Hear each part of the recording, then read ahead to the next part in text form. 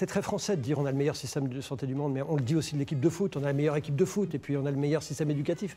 Et on s'aperçoit qu'en fait, ce n'est pas tout à fait vrai. Et notamment le sentiment des territoires ruraux, c'est ce sentiment d'être abandonné par les services publics et en premier lieu par la santé. Quand j'étais maire, avant d'être député, on venait me demander un médecin.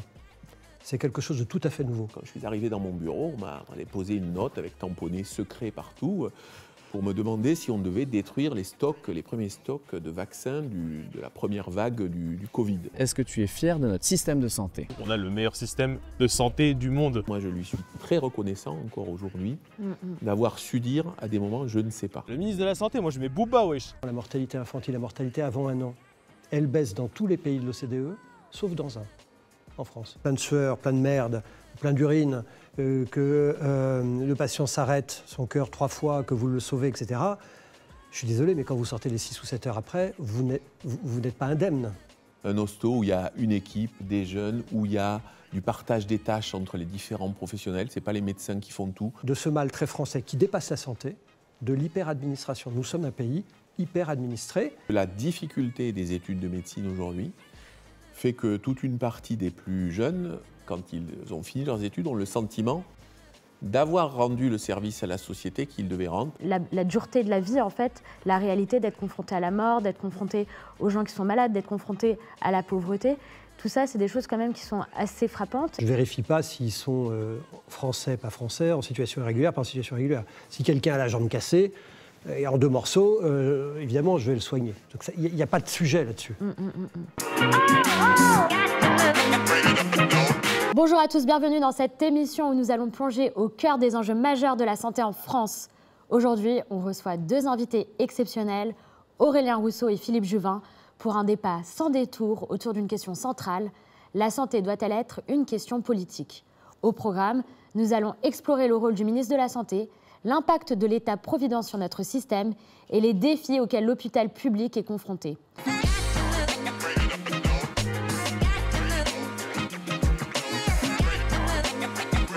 Allez, on ne tarde pas parce que cette émission va être assez longue et on commence tout de suite avec l'actualité au scanner.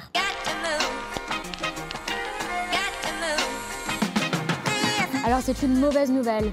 On note une recrudescence des violences envers le corps médical, notamment les médecins. Déjà, en 2022, les violences contre les médecins avaient atteint un niveau record, avec 1244 incidents déclarés, soit une augmentation de 23% par rapport à 2021. En 2023, c'est pire. Ce chiffre a encore grimpé de 27%, atteignant 1580 agressions, un bond de plus de 50% en 2 ans. Alors là, c'est une bonne nouvelle. Un jeune homme a retrouvé la vue grâce à la thérapie génique, je t'explique. Tim, un jeune Strasbourgeois de 25 ans, a partiellement retrouvé la vue grâce à la thérapie génique.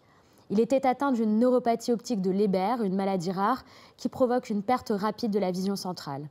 Tim avait son quotidien bouleversé à l'âge de 21 ans, incapable de lire ou de distinguer les visages. Aujourd'hui, après avoir reçu des injections de thérapie génique, il peut à nouveau lire et reconnaître des visages, et c'est un progrès qui offre un immense espoir pour les patients atteints de maladies similaires. Alors, c'est une actualité qui date de juillet 2023, mais il me semblait important de parler du patient de Genève. Romuald, un patient genevois, a été annoncé en rémission du VIH après une greffe de moelle osseuse, devenant ainsi le 6e cas au monde de guérison potentielle. Il y a déjà eu, par exemple, les patients de Londres, New York et Berlin. Ce patient de 52 ans, vivant avec le VIH depuis les années 90, a reçu une greffe de cellules souches pour traiter une leucémie. En novembre 2021, son traitement antirétroviral a été arrêté et depuis, aucune trace du virus n'a été détectée. Ce cas apporte de nouvelles pistes dans la recherche sur la guérison du VIH, bien que le chemin vers un remède universel reste encore long. Des chercheurs suédois ont mis en point un test sanguin permettant de diagnostiquer la maladie d'Alzheimer avec une précision de 91%. Ce test innovant, qui pourrait bientôt être accessible en médecine générale, marque une avancée majeure pour les dépistages de cette maladie qui touche, je le rappelle, environ 900 000 personnes en France. Cependant, près de 40% des personnes atteintes échappent encore au diagnostic. Ce test représente donc un intérêt important pour le diagnostic précoce et d'autant plus qu'il est moins coûteux et moins invasif que les diagnostics actuels. Et maintenant, on va découvrir une innovation dans le domaine de la santé avec Retour vers le turfu.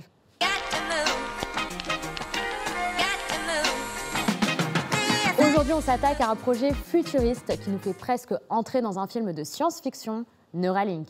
Alors, Neuralink, c'est quoi? Imaginé par Elon Musk, ce projet consiste à développer une interface entre le cerveau et la machine. En clair, un implant directement connecté à notre cerveau pour nous permettre de communiquer avec des ordinateurs ou des appareils électroniques par la pensée. Imaginez alors les possibilités pour quelqu'un qui a perdu la capacité de bouger un membre, pour ceux qui souffrent de troubles de la mémoire ou encore pour des personnes atteintes de cécité. Grâce à cet implant, le potentiel pour restaurer des fonctions perdues pourrait devenir une réalité. Alors on est encore au début de cette technologie et elle soulève bien sûr des questions éthiques. Est-ce qu'on peut vraiment contrôler une telle technologie? Est-ce qu'on est prêt à fusionner nos cerveaux avec des machines? Seul l'avenir nous le dira. Ça y est, mes invités sont arrivés, c'est l'heure d'aller les cuisiner. C'est parti.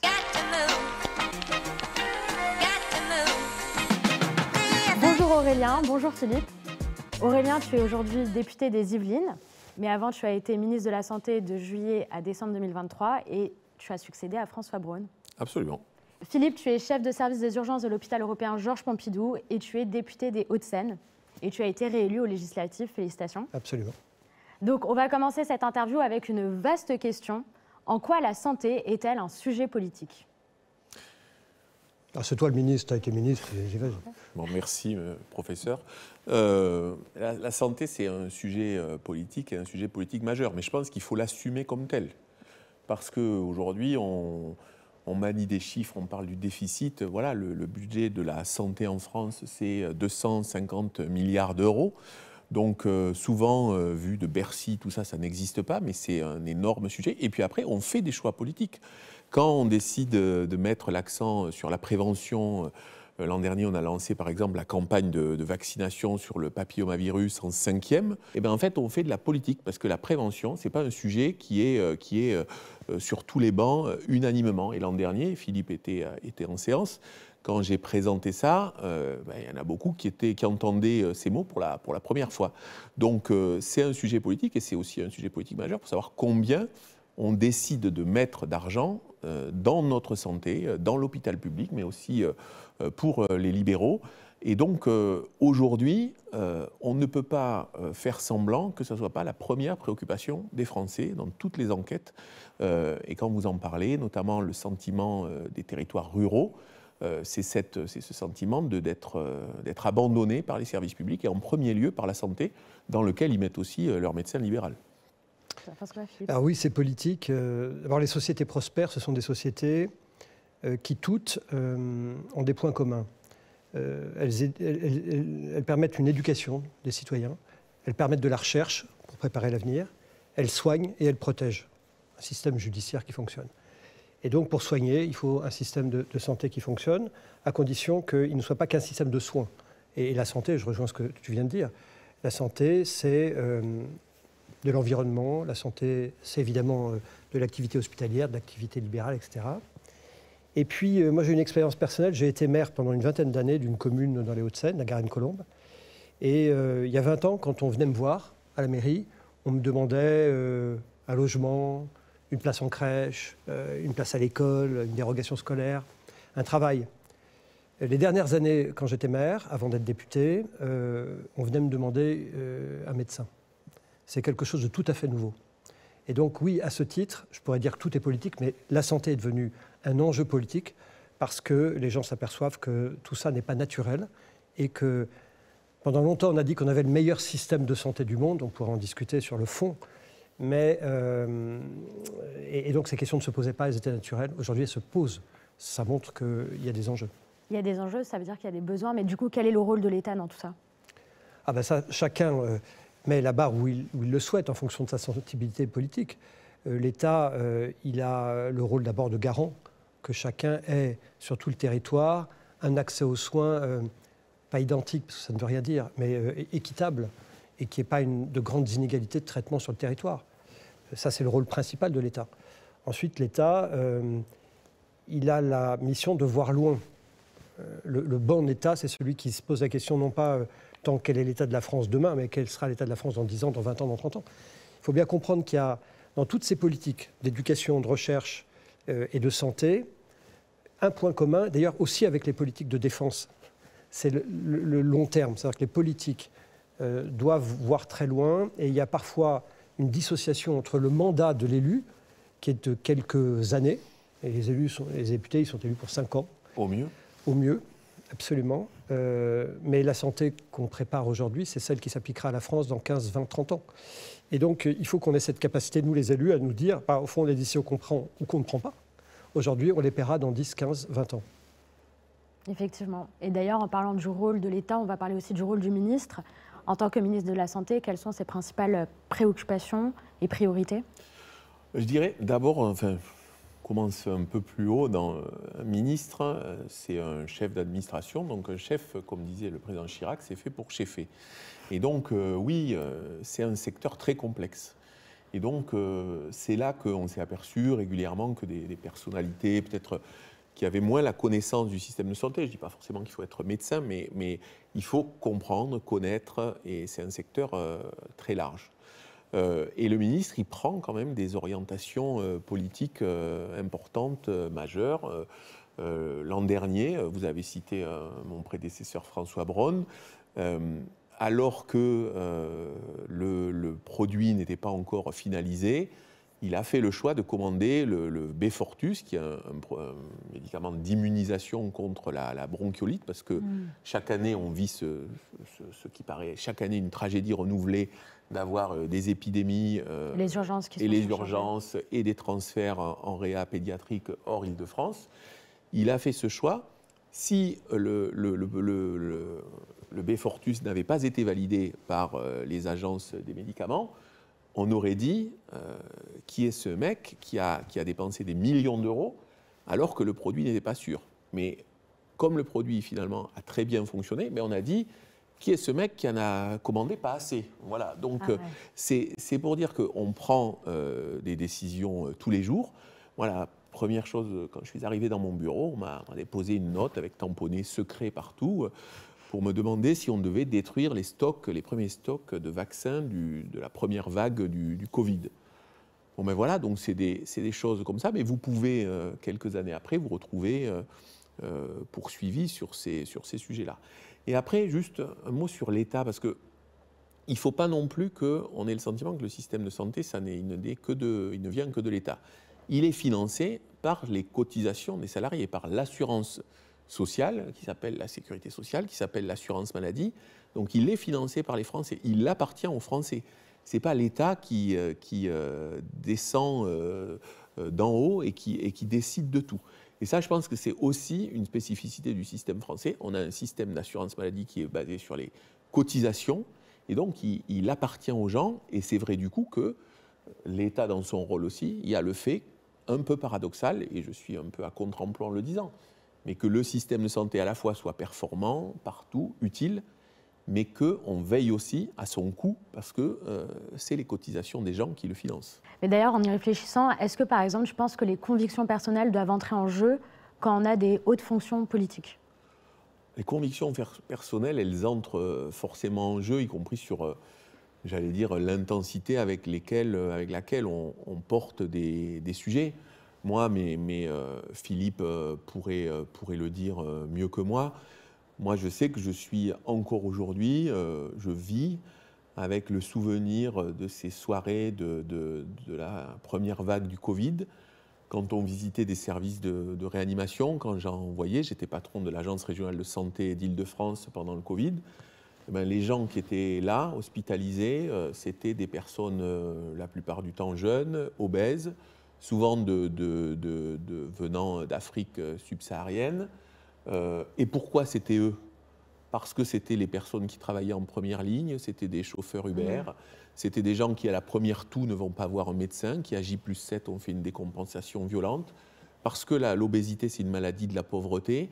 Donc quand je suis devenu ministre et que je parlais de prévention, en fait j'étais habité par ce sujet-là. Je n'aurais pas traversé ça. Je pense que je l'aurais porté avec moins d'intime conviction. Et en parlant d'intime, si ce n'est pas trop intime cette question, pourquoi tu as démissionné en décembre 2023 ? Elle n'est pas du tout intime, puisqu'elle a été sur la place publique. J'ai démissionné parce que j'étais en désaccord avec la loi sur l'immigration qui était présentée. Je considérais qu'elle était allée dans un sens que je ne serais pas capable de défendre. Alors j'aurais pu me dire, je reste peinard dans mon champ de la santé. Mais bon, quand on est au gouvernement, on doit être solidaire de la politique globale. J'avais par ailleurs la crainte que derrière, ça soit le début du détricotage de certains dispositifs, comme l'aide médicale d'État. Et donc j'ai marqué cet acte, mais c'est pour ça que c'était à la fois un acte politique, mais avant tout un acte personnel. J'en ai pas fait, je ne me suis pas répandu dans les médias après pour dire à quel point j'avais été Jean Moulin. Je suis parti, et voilà, quand on est ministre, comme disait Jean-Pierre Chevènement, on ferme sa gueule ou on démissionne. Et vous pensiez que vous pourriez être ministre, l'un d'entre vous, ou redevenir ministre pour toi, mais Philippe, tu aimerais, si tu étais... Philippe, on te parle. D'abord, on ne me l'a pas proposé, donc c'est quand même une première condition. L'important, c'est au fond, tu parles de conviction, c'est d'arriver à mettre en connexion ces convictions avec le possible. Raymond Aron parlait de est-ce que vous voulez un monde idéal ou est-ce que vous voulez le monde possible. On a tous en tête des mondes idéaux, et ça, ce sont nos convictions. Puis quand on est aux responsabilités, encore plus quand on est ministre, mais aussi quand on est député, quand on est maire, on fait, entre guillemets, avec ce qu'on a. Et on essaie de faire au mieux.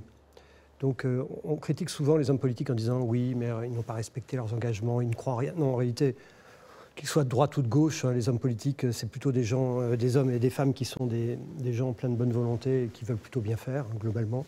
Je ne connais pas de sale type qui arrive en disant « je vais faire le contraire de ce que j'ai promis exprès », parce que non, en fait, les gens sont plutôt des gens de bonne volonté. Donc la question des convictions, elle est évidemment, elle nous porte. Et puis, je pense que la première qualité, c'est de jamais être dans une situation où on pourrait vous dire, en fait, vous avez trahi la confiance. Vous voyez, on est fort quand on dit tranquillement ce qu'on croit être vrai. Tu as démissionné parce que tu pensais que tu disais, je ne suis pas d'accord avec ce qui se passe, ça rend fort. Je ne suis pas d'accord sur le fond, moi j'ai voté la loi immigration. Et je comprends ça, et ça rend fort d'être en accord avec soi-même. C'est ça, de rester droit dans ses bottes. Ouais. Oui, c'est ça. Oui, puis il y a ça, et je pense que c'est très important ce que dit Philippe. Il y a assez peu de sales types, au sens générique, c'est pas un mot genré, mais c'est vrai que c'est complexe, la politique. C'est compliqué de faire bouger, de diriger une administration. Oui, il faut de la ténacité. Je citais tout à l'heure l'exemple de la vaccination contre le papillomavirus. On a l'an dernier des résultats, une quinzaine de pourcents, une vingtaine de pourcents d'une classe d'âge qui est vaccinée. Tout de suite, vous vous faites dégommer en disant c'est pas assez, c'est donc un échec. Mais en fait, il faut de la ténacité, donc il faut se projeter dans la durée. Et il faut aussi accepter de dire les échecs et de dire ce qu'on ne sait pas. C'est ça la vérité aussi. Moi, j'ai été... Édouard Philippe était Premier ministre pendant la première vague du Covid. Moi, je lui suis très reconnaissant, encore aujourd'hui, d'avoir su dire à des moments « je ne sais pas ». Je pense que c'était la condition de la confiance globale de la nation envers les hommes et les femmes politiques. Ça fait partie des qualités que tu citais, l'humilité. Absolument. Et je pense aussi que quand on est exposé, de toute façon, quoi qu'on fasse, qu'on soit politique ou autre métier, on s'expose à des critiques parce que la critique est facile, l'art est difficile, comme on disait. Et d'ailleurs, en parlant de critique, on est allé rencontrer les Français dans la rue avec le docteur Davidson, qui est médecin et humoriste, avec le Street Medic.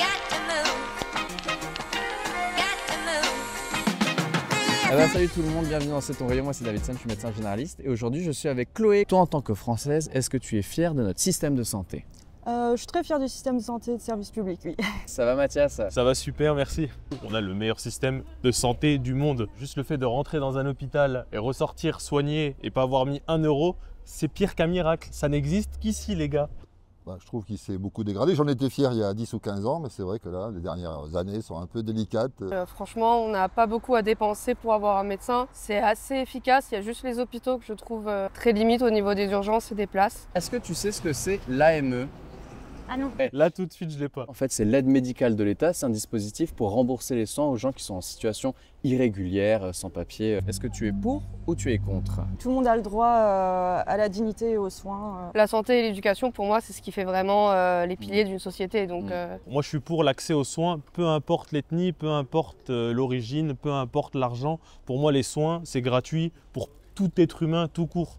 Ah, je suis pour, absolument. Oui. J'ai des soins indispensables, pas des soins de confort. La question ne se pose pas parce que justement, c'est les médecins qui prescrivent. Et ça t'est déjà arrivé de devoir soigner des personnes qui étaient en situation irrégulière?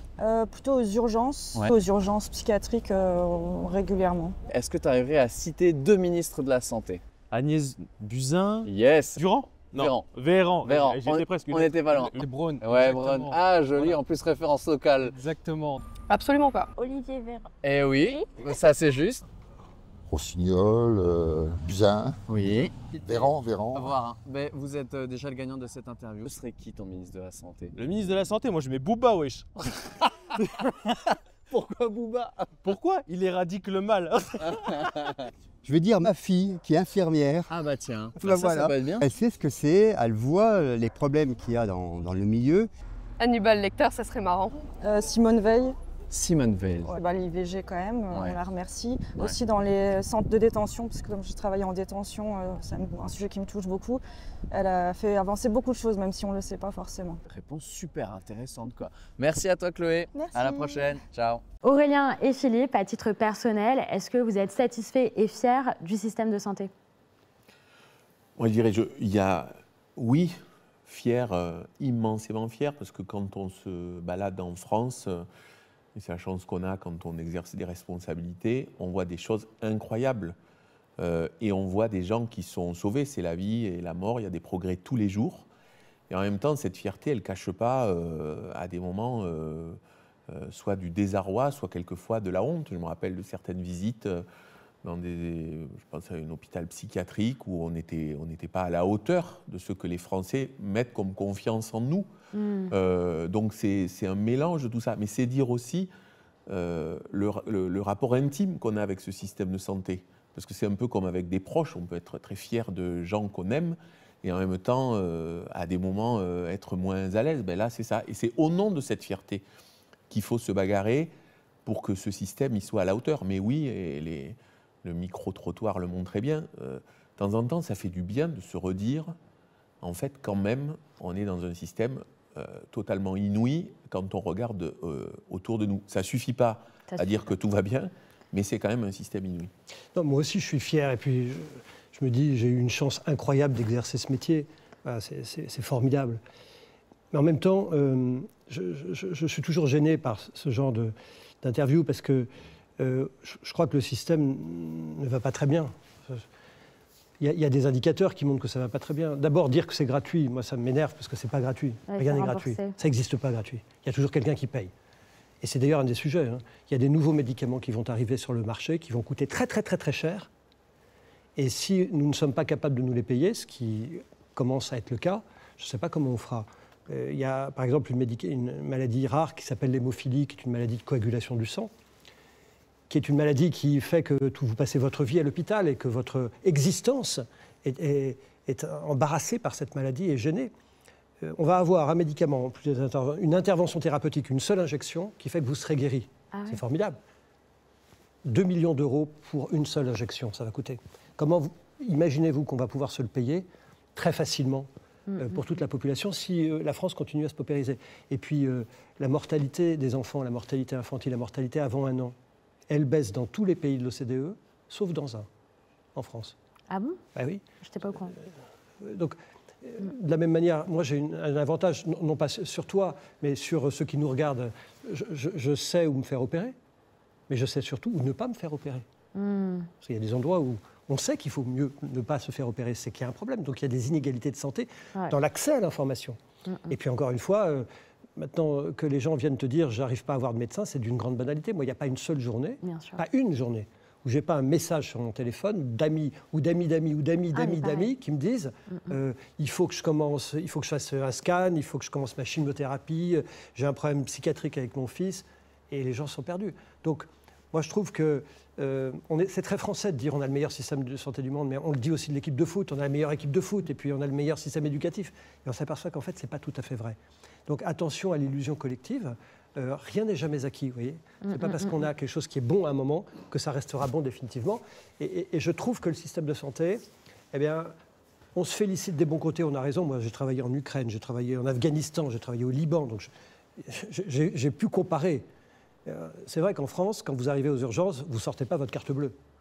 On vous soigne. Ça, c'est extraordinaire, extraordinaire. Mais le pendant, c'est qu'il y a des gens qui sont mal soignés aujourd'hui en France. Il faut le dire. Si on ne le dit pas, on n'ira pas guérir le malade. Mais ils sont mal soignés aujourd'hui, mais parce que c'était mieux avant, tu veux dire? Alors, d'abord, je pense qu'il y a un vrai sujet de démographie médicale au sens où autant c'était plus facile d'avoir un médecin traitant. Il y a 20 ans, les gens avaient des médecins traitants. Aujourd'hui, il y a des tas de gens qui n'ont pas de médecin traitant. C'est quand même une nouveauté. Mais c'est vrai que par rapport au regard des étrangers, par exemple, je pense aux athlètes américains pendant les JO qui sont venus en France, mais bien sûr. Ils étaient tous choqués du système de soins et ils disaient c'est génial. D'ailleurs, on a une petite vidéo là-dessus qu'on voulait vous montrer. Okay, y'all, so not only in the village do we have free food, but we have free dental, free healthcare. I literally just got a pap smear for free. And I have a dentist appointment. And I exam next week. Like what? Donc voilà, vu de l'extérieur, ça paraît tout beau, ça paraît génial, mais ce que tu signales et qui est vrai, c'est qu'à l'intérieur, le système de santé est à bout de souffle, les soignants souffrent, et donc on n'est pas non plus aussi bien qu'on croit l'être de l'extérieur. Mais ce n'est pas gratuit, ce n'est pas vrai. Ouais. L'illusion de la gratuité, c'est qu'il y a un moment quelqu'un qui paye. Alors la question, c'est qui? Et que la solidarité nationale paye, c'est bien, mais il y a un moment... Enfin, je pose la question, est-ce que demain la France aura les capacités à se payer les nouveaux médicaments innovants? J'espère. Moi qui suis un mec de gauche, je le dis assez tranquillement, on a un sujet collectif d'une partie des dépenses qui évolue trop vite. Et si on veut pouvoir justement payer les médicaments innovants, payer la prévention, il faut qu'on soit collectivement responsable et qu'on se dise, quand on va chez le toubib et qu'on ne fait pas le détour par chez soi pour vérifier qu'on n'a pas les médicaments en 50 exemplaires dans sa boîte à pharmacie, qu'on se dise en fait c'est mes cotisations et un jour elles vont devoir, voilà, qu'on se dise la même chose quand on est un peu... vendredi pas terrible, on demande à un médecin un arrêt de travail pour un vendredi. Ça fait l'an dernier, au premier semestre, les indemnités journalières ont progressé de 8% dans le privé. Je ne parle pas que dans le public. Ouais. Donc ça, c'est la soutenabilité du système. Elle est un sujet politique, pour revenir au début de la conversation, majeur. Et les Français ne peuvent pas s'en désintéresser. Et donc, il ne faut pas non plus que les politiques se l'approprient. C'est le système qui appartient à tout le monde. Ouais, mais après, il y a des endroits qui sont complètement négligés. Par exemple, là, on a ce plafond dans cet hôpital qui s'est effondré. C'est une actualité récente. Donc, on voit quand même que les conditions de travail et que les locaux sont vraiment désuets. En l'occurrence, c'est plutôt même la sécurité du patient. Et la sécurité du patient, exactement. Et puis, on a une autre vidéo, cette fois. La nuit du dimanche, à 1h du matin, qu'on lui annonce qu'il change de chambre pour se retrouver dans une salle pour le moins insolite, un garage. L'étonnement, la colère, le désarroi. Comment on peut finir dans un garage lorsqu'on est dans un hôpital? Apparemment, c'est récurrent. C'est récurrent lorsque les urgences sont pleines et que dans les étages, il y a également plus de place, quoi. Comme vous pouvez le voir sur ces images amateurs tournées en janvier 2023, ce patient a dû partager sa chambre avec 7 autres personnes sur ce sol en béton. Donc voilà, on manque de moyens à l'hôpital, on manque de place, on manque de lits. Moi j'ai la chance de travailler dans un hôpital qui est privilégié par rapport à d'autres. Là, je suis à Paris. Mais c'est vrai qu'il y a une paupérisation générale du système qui est à l'image, encore une fois, je me répète un peu, mais c'est toujours pareil, de la paupérisation générale du pays. Qu'est-ce qu'il faut à l'hôpital? Je suis d'accord, il faut du sens. Parce que ce sont quand même des métiers qui sont un peu différents. Quand vous entrez au bloc opératoire, que vous allez passer 6 ou 7 heures avec le patient, que vous êtes en sueur, que le patient saigne, que vous êtes plein de sang, plein de sueur, plein de merde, plein d'urine, que le patient s'arrête, son cœur 3 fois, que vous le sauvez, etc. Je suis désolé, mais quand vous sortez les 6 ou 7 heures après, vous n'êtes pas indemne. Donc on a des métiers qui sont à part. Et les gens qui n'ont jamais vécu ça ne peuvent pas comprendre que quand on sort du bloc opératoire, on peut pas, on rentre chez soi et puis comme si rien ne s'était passé. Donc on a des métiers à part. Et probablement, moi je crois qu'on traite assez mal les gens qui vivent à l'hôpital. On a des services, on a des directions des ressources humaines dans les hôpitaux, mais qui sont essentiellement en fait des services du personnel, parce que c'est la culture administrative. Il faut qu'on prenne plus soin des soignants. Et je ne parle pas de rémunération, je parle prendre soin d'eux. Je n'ai pas la solution comme ça, mais la question de prendre soin d'eux est fondamentale. Il y a un deuxième sujet, alors on n'est pas toujours d'accord, mais je trouve que l'argent, on met beaucoup d'argent. Enfin, la France ne met pas peu d'argent dans sa santé. On met pas mal d'argent, 11% du PIB. Enfin, on est plutôt dans la fourchette haute par rapport à nos voisins. Donc il faut arrêter de dire qu'il n'y a pas assez d'argent sur la santé. La question, c'est peut-être où mettons l'argent, où va l'argent. D'accord. Voilà. Ouais, Et moi, une de mes thèses, qui est très contestée, tout le monde n'est pas du tout d'accord, c'est que quand je regarde le tableau des emplois de la fonction publique hospitalière, les nombres d'emplois dans chaque catégorie, il y a, par exemple, autant d'emplois dans la filière administrative, c'est le rapport du Premier ministre chaque année, qu'autant d'emplois de médecins. Je ne suis pas en train de dire qu'il ne faut pas d'emploi administratif, il faut des gens pour gérer l'hôpital, pour faire les commandes de médicaments, sinon ça ne marcherait pas, les assistants sociaux. Mais je me pose la question de ce mal très français qui dépasse la santé, de l'hyper-administration. Nous sommes un pays hyper-administré, et d'une certaine manière, les Français payent avec leur argent des services publics, la santé, mais d'autres aussi. Et la question est légitime de se poser, pourquoi les services publics sont dégradés ? C'est une question fondamentale. Trop de bureaucratie. En tout cas, pourquoi ? Ça, c'est un début de réponse, ce que vous venez de faire. Mais je pense que la question est légitime. En tout cas, les Français se la posent de plus en plus.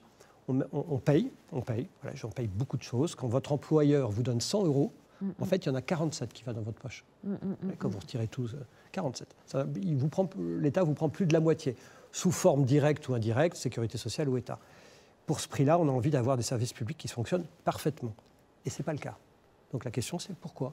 Je ne sais pas si vous avez vu, il y a le service sanitaire là, que la nouvelle ministre elle veut mettre en place. Alors moi, j'avoue que je ne sais pas exactement ce que recoupe cette idée.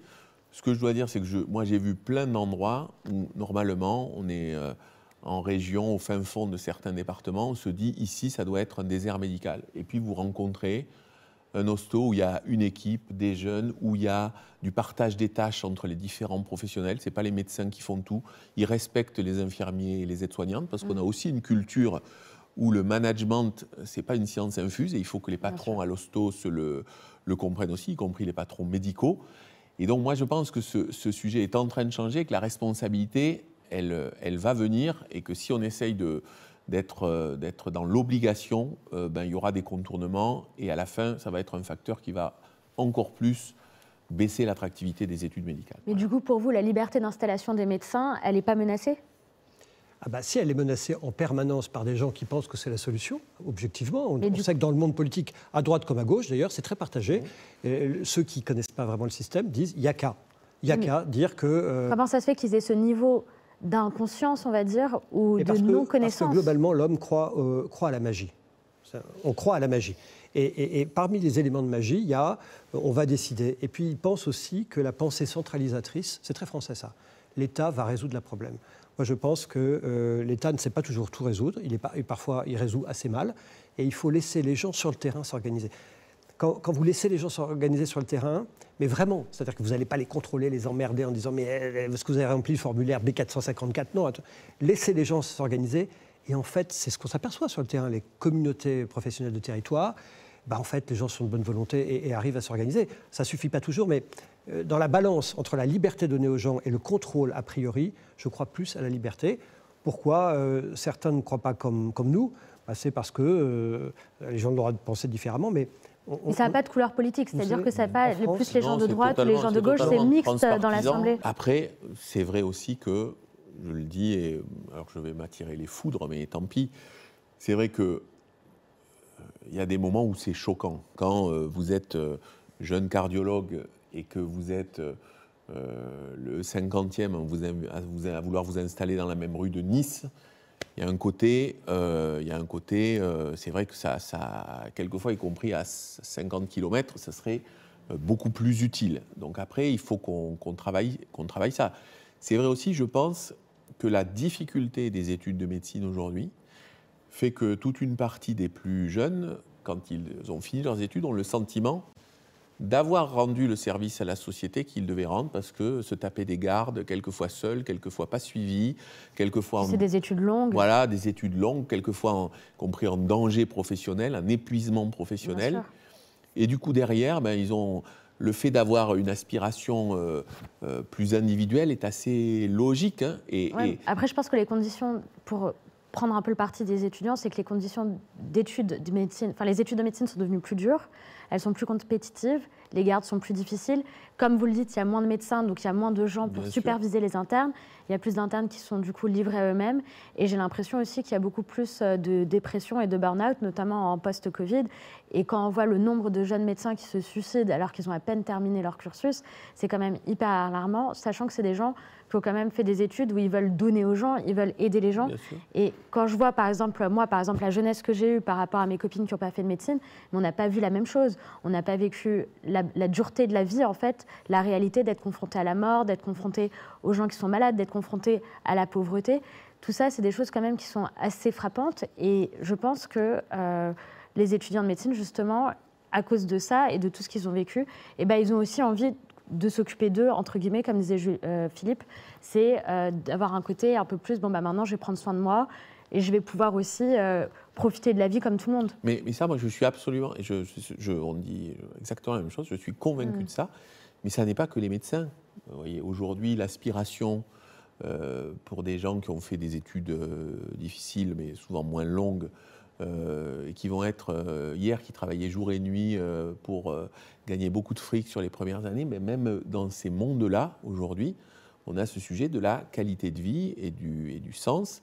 Et par ailleurs, oui, c'est emmerdant qu'une partie des médecins s'installent et le jeudi soir considèrent que ils ont fait, en province, ils ont gagné 4000 balles, ils s'arrêtent le jeudi soir, et pas travailler le vendredi, c'est peut-être 1000 balles en moins, mais c'est du plaisir. Voilà. Mais généralement, c'est aussi des médecins, je fais des caricatures un peu, mais qui sont plus dans la coopération avec d'autres professionnels de santé, qui sont installés dans des maisons pluriprofessionnelles, où du coup, en fait, on ne va pas forcément aller voir le médecin parce qu'on a quand on est diabétique avec un pied abîmé, on sait que le médecin dit il vaut mieux aller voir tout de suite une pédicure podologue, qui n'est pas la culture française, où c'est le médecin qui sait.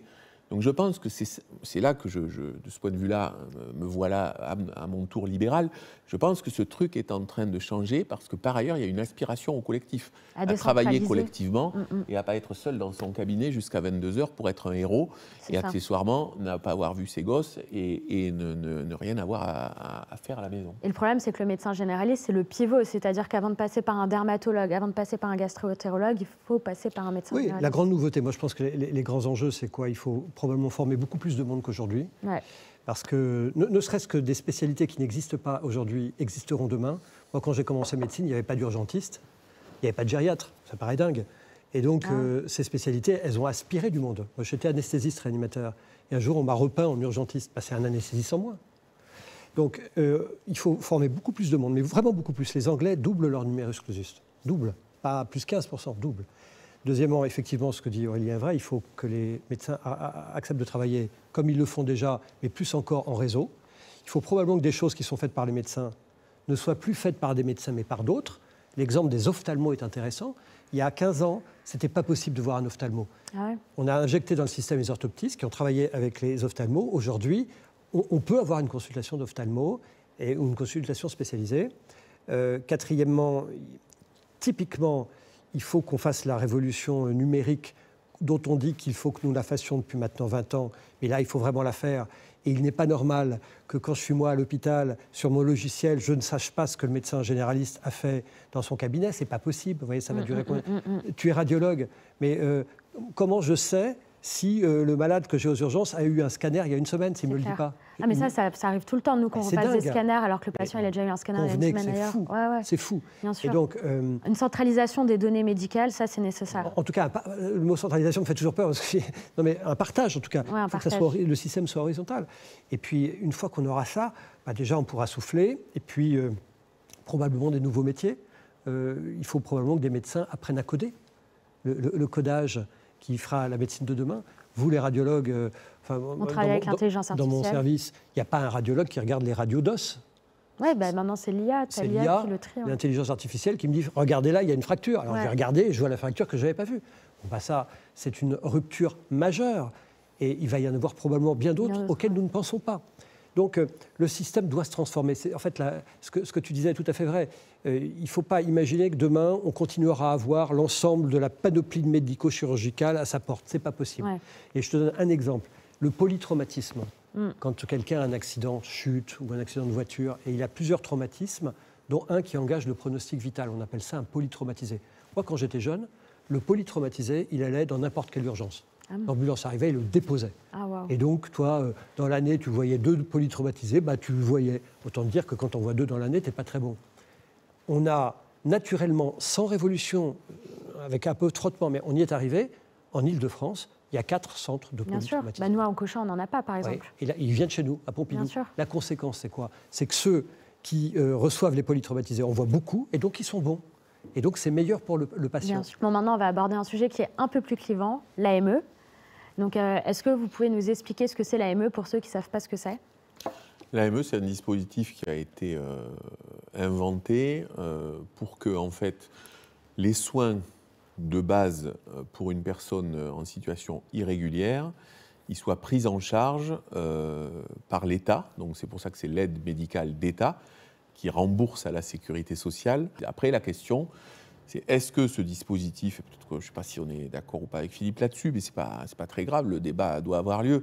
Est-ce que ce dispositif, il est attractif tellement qu'il fait que des gens se déplacent et traversent la Méditerranée ou ça pour venir, voilà. On avait commandé plusieurs rapports sur ce sujet. On pense que non. Ça ne veut pas dire, soyons clairs, qu'il n'y a pas sur certains secteurs des filières, sur certaines greffes ou sur certains trucs où des gens organisent l'arrivée en France de personnes. Voilà, mais ça n'est pas un motif, pour moi, de remise en cause de l'économie générale de ce système, qui est par ailleurs la dépense, sans doute aujourd'hui, la plus contrôlée de tout le champ des dépenses de santé. Et celle-ci, elle est une dépense de santé que l'État rembourse donc à l'assurance maladie. L'aide médicale d'État, donc c'est bien le financement en fait par la France, c'est avec nos impôts ou c'est avec vos impôts? Avec nos impôts. Avec vos impôts, vous financez pour plus d'1 milliard d'euros par an la santé de gens qui sont en situation irrégulière.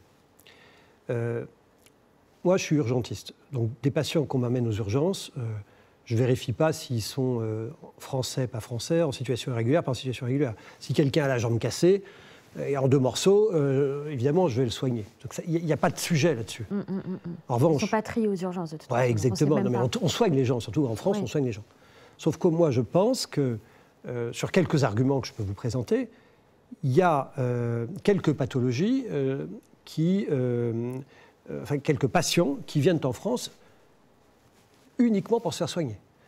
On connaît des filières, on a tous vécu les filières de patients qui atterrissent à l'aéroport, qui prennent le taxi et qui viennent aux urgences pour se faire dialyser. Enfin, c'est quelque chose qu'on connaît dans le monde hospitalier. Il y a aucun rapport aussi, il y a le trafic des cartes vitales. 45% des gens qui sont en AME, en aide médicale d'État, et qui sont dialysés, parce que leur rein ne fonctionne pas bien, arrivent sur le territoire national déjà avec une fistule.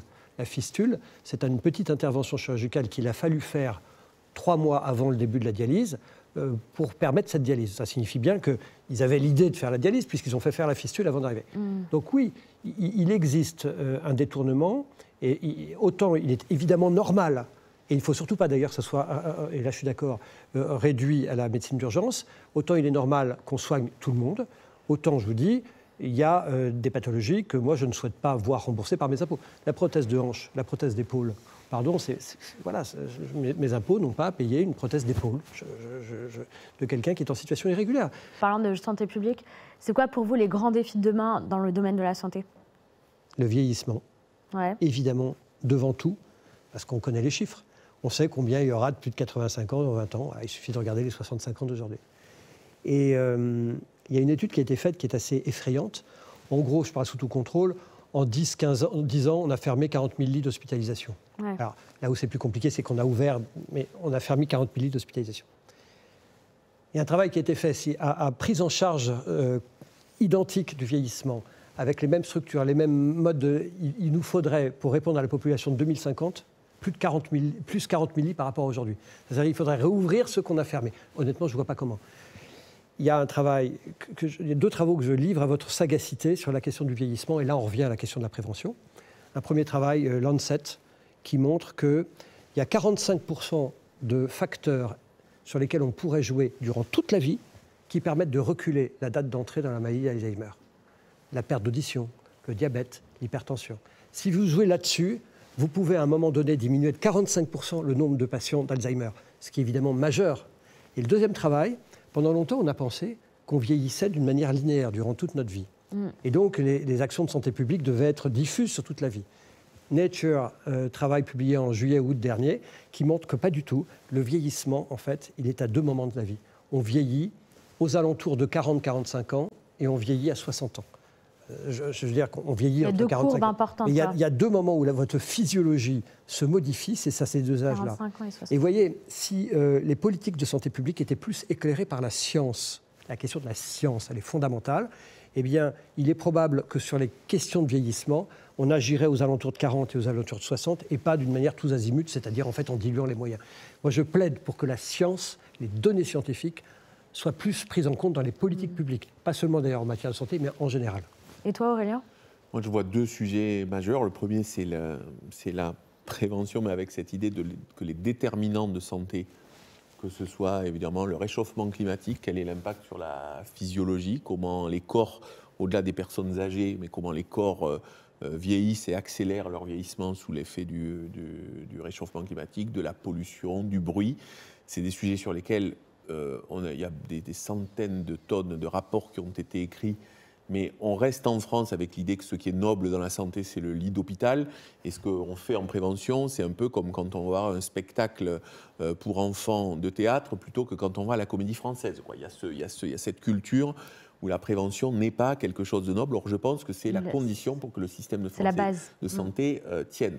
Et dans les déterminants, il faut chaque fois redire que les déterminants sociaux de santé sont les principaux et que oui, les plus pauvres sont ceux qui d'ailleurs consomment le moins de soins et qui encaissent le plus. L'espérance de vie en bonne santé, elle est très différente entre un cadre et un ouvrier. Mais bon, et le deuxième, pour moi, défi, enfin j'enfonce une porte ouverte, c'est ce que vous vivez, ce qu'on voit sur la prédictibilité. Aujourd'hui, on n'est pas loin d'être capable sur beaucoup de choses d'anticiper le moment où, quel est le type de pathologie, un infarctus du myocarde, quand vous remontez tout le dossier de santé, que vous avez l'âge, le sexe, tous les médicaments qu'a pris le patient, vous savez à quel moment il est le plus en risque. De la même manière, sur l'interception, par exemple, du cancer, à partir, voilà.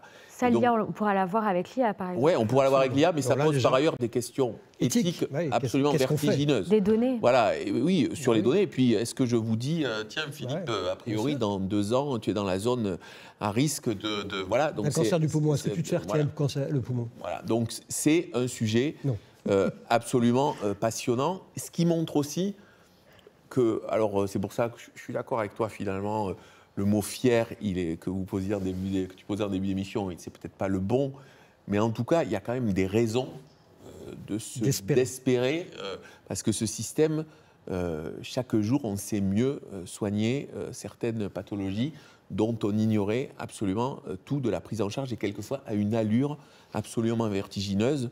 On a trouvé un vaccin ARN sur le Covid en quelques mois et on est et ça marche pour l'instant. Il y a eu 250 000 personnes mortes quand même de cette épidémie et on s'en est sortis collectivement. Bien Donc sûr. c'est aussi ça. Ça ne veut pas dire, toi tu cites Raymond Aron, on peut aussi citer Gramsci sur le pessimisme de l'intelligence et l'optimisme de la volonté, pour dire qu'il y a quelque chose quand même qui est en train de se passer dans ce système, qui est dans une crise majeure aujourd'hui, mais qui a aussi des ressorts pour rebondir. Je suis d'accord avec toi, Aurélien. Je pense qu'il faut faire de la prévention un sujet de santé majeur, car je suis persuadée qu'avec l'éducation des patients, on aura moins de personnes qui seront dans les lits d'hôpitaux parce qu'ils auraient pris plus soin d'eux avant même que les maladies elles arrivent. Et du coup, il y aura quelques questions. On va voir si c'est vrai ou faux. J'ai posé d'ailleurs la question à mes abonnés sur Instagram en story. Ils ont répondu. Donc, on va confronter vos réponses avec celles de mes abonnés. C'est parti avec le What the Fake. Alors, la France dépense plus de 11% de son PIB en santé. Est-ce que c'est vrai, est-ce que c'est faux? Ça, j'ai répondu tout à l'heure, oui. Ça, c'est vrai. Donc, ça signifie qu'on dépense beaucoup d'argent. Il ne faut pas dire on ne met pas assez d'argent dans la santé. La vraie question, c'est l'efficacité de cette dépense. C'est cette question qu'on doit se poser. Les infirmiers français gagnent bien leur vie par rapport aux autres pays de l'OCDE. Donc, les infirmiers français gagnent bien leur vie par rapport aux autres pays de l'OCDE. Donc, dans mes abonnés, 9% pensaient que c'était vrai, 91% pensaient que c'était faux. Qu'est-ce que vous en pensez, vous? Vous avez de bons abonnés, parce que c'est globalement faux. Après, on a un sujet, effectivement, sans doute sur le temps de travail, où en France, théoriquement, c'est la plupart du temps 35 heures, mais après, quelquefois, les infirmiers et infirmières ne peuvent pas les prendre, ces 35 heures, ou ne peuvent pas récupérer les horaires qu'ils font, mais globalement, quand même, leur revenu est moins élevé que les autres pays, même si, dans la dernière période, on a un peu rattrapé, mais on n'a pas totalement rattrapé. Ça nous pose d'ailleurs un problème sur les départements français frontaliers, avec une fuite d'infirmières, par exemple, vers la Suisse, où ils gagnent mieux leur vie. Et pas donc, que des infirmières, des médecins aussi. Oui, des oui, jeunes bien sûr, médecins. mais c'était les infirmières à votre question, mais Oui, les médecins oui. aussi. Oui, bien sûr, on a un sujet là-dessus. Donc, Les fuites de cerveau. fuite de cerveau, fuite de savoir-faire. On va passer à la question suivante. La France est le seul pays de l'UE à proposer un accès aux soins universels et gratuits. Évidemment non. Donc, attends, je commande juste parce que ce qui est intéressant de voir, c'est que là, mes abonnés, ils ont été moins bons parce que quand même 45% croient qu'ils sont les seuls. Et c'est pour ça, justement, peut-être que dans la rue, il y a eu les réactions de Cocorico, on est les plus forts, on est les plus géniaux. Donc, 45% pensent que c'est vrai, 55% quand même, la majorité, mais ça se vaut, pensent que c'est faux. Donc, tu as dit la bonne réponse, Philippe, c'est faux. Oui, les Espagnols, les Italiens. Les pays nordiques aussi. Oui, bien sûr. Alors ça, c'est une question un peu d'histoire. Donc là aussi, les abonnés sont un peu mitigés. Est-ce que le premier hôpital du monde était français? C'est une question très française. Hein. On a l'impression d'être en OSS 117. Oui, vous êtes très français. Bah, évidemment que non. Pour l'université, on prétend que la fac de médecine de Montpellier est la plus ancienne du monde. Je ne sais pas si c'est vrai. Après, je ne sais pas dire. Sur le premier hôpital, je parierais quand même que ça se discute. Mais voilà. L'hôtel Dieu, par exemple, c'était le 7e siècle. Pour l'université, alors les Polonais vous diront que c'est plutôt à Cracovie et les Italiens à Bologne. Donc, non, sur l'hôpital, vous imaginez bien que quand Rome était ce qu'elle était et que nous étions encore les Gaulois de Vercingétorix, les hôpitaux n'étaient probablement pas les premiers en France. Donc la réponse est évidemment faux. Et le siècle de Périclès, 4e siècle avant Jésus-Christ, t'es trop fort. En Grèce, eh bien, ils étaient un peu en avance. Et les professeurs des universités. En fait, t'es prof d'histoire aussi, un peu caché, quoi. Mais non, du coup, ça remonte à l'Antiquité. Bah oui. Et en France, en fait, l'arrivée des hôpitaux, ça date du Moyen-Âge. Et dans l'Égypte des pharaons, il y avait un trépanateur royal. Un trépanateur, c'est celui qui ouvre le cerveau. Son rôle, c'est qu'il était formé pour opérer Pharaon si un jour Pharaon devait être opéré du cerveau. Mais comme il n'avait pas le droit d'opérer sauf Pharaon, il avait une expérience assez limitée. Le seul problème, c'est s'il opérait Pharaon et que Pharaon mourait, il était sacrifié. Donc c'était un métier qui était assez compliqué. Je pense que j'aurais fui. Donc dans chaque émission, j'ai une petite partie qui s'appelle Le jour où on va évoquer un fait historique médical. Donc là, on va voyager assez loin, on va voir le serment d'Hippocrate. Donc c'est parti maintenant avec Le jour où.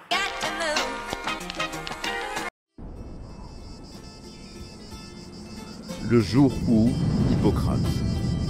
Il y a plus de 2000 ans, sur l'île de Kos, un homme a changé le destin de la médecine. Hippocrate, guidé par un profond désir de vérité et de soin, a pris sa plume et écrit des mots qui allaient traverser les siècles. Dans un temple ouvert au vent de la mer Égée, il rédigea un serment, une promesse sacrée. Je m'engage à respecter la vie, à protéger, à soigner. Cette pensée résultait surtout de l'état pitoyable des pratiques médicales de l'époque, à cheval entre obscurantisme religieux et pratiques sanitaires inexistantes. Chaque pépin pouvait tout de suite devenir mortel. Mais Hippocrate savait que la médecine devait dépasser la superstition, devenir un acte de confiance, d'intégrité. La nuit, sous la lueur des lampes à huile, ces mots prenaient vie. Je garderai le secret des malades, je ne faillirai pas. Portant la promesse que chaque médecin, des amphithéâtres antiques aux hôpitaux modernes, murmure encore. Ce jour-là, Hippocrate ne se doutait pas que ces mots deviendraient le pilier d'une profession.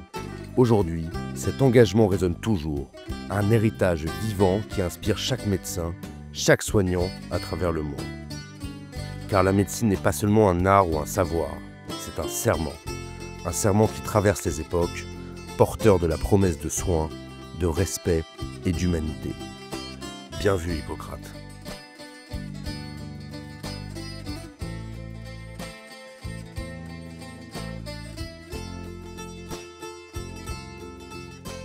C'était notre petite histoire de la médecine. Donc c'est une IA en fait qui génère tout ça. Ah oui.